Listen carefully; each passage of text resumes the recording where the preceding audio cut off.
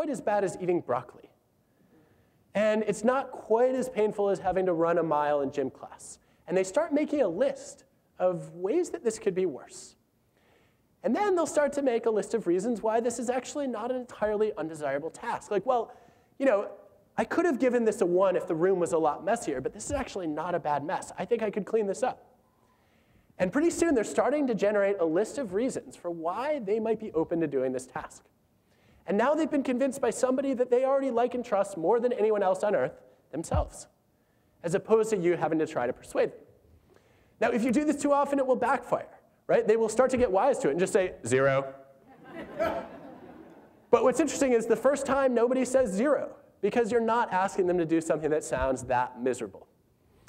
So I think ultimately, if you can do this well, if you can cultivate giving values by putting children in a position where they're praised for their character, right? I'm a generous person when I helped, not just I did a generous act.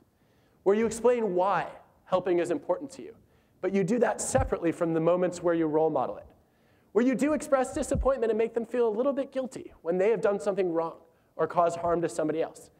Then you can actually turn paranoia in a whole family upside down. Paranoia has an opposite. It's called pronoia. And for those of you who have never experienced it, it's the delusional belief that other people are plotting your well-being.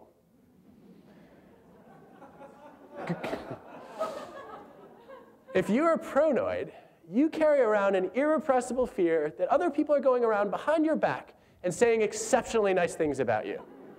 How dare they?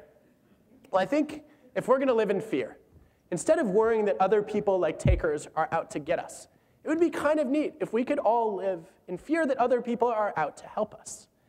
And that's, I think, the promise of AJ's Global Family Reunion today, is to say, instead of realizing that everyone's a cousin, and now you are stuck being related to more takers than you ever wanted, you could actually say, maybe there are more people who are actually out to make my life a little bit better.